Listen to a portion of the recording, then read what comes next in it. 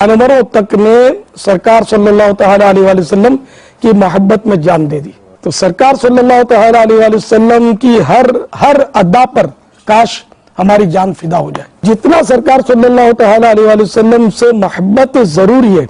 उतना ही इनसे माज़अल्लाह बेअदबी खतरनाक है। सरकार सल्लल्लाहु तआला अलैहि वसल्लम से निस्बत रखने वाली किसी भी चीज की तौहीन और गुस्ताखी ये कुफ्र है, और जो सरकार सल्लल्लाहु तआला अलैहि वसल्लम ही के बराए रास्त तौहीन कर दे माज़अल्लाह, तो कितना खतरनाक गुस्ताख रसूल है। तो ये ज़हन में रखिए कि कुरान और हदीस और तमाम उलमा बिला किसी इख्तिलाफ के गुस्ताख रसूल को काफिर और मुर्तद कहते हैं, कि जो चाहे नमाजी हो, तहज्जुद गुजार हो और कैसा ही परहेजगार हो, अगर उसने वाकई सरकार नामदार सल्लल्लाहु तआला अलैहि वसल्लम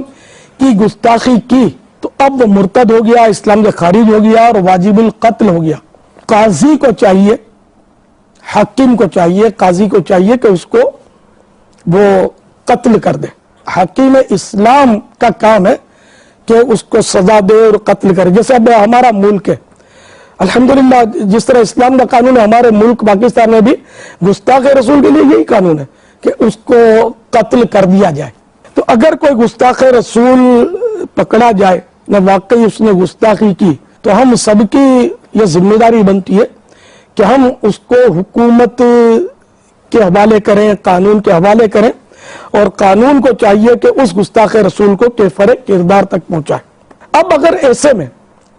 कोई मोहब्बत रसूल में डूबकर इश्क रसूल से मगलूब होकर अपने हाथ में कानून ले लेता है और किसी गुस्ताख रसूल को केफरे किरदार तक पहुंचा देता है और मार देता है, तब भी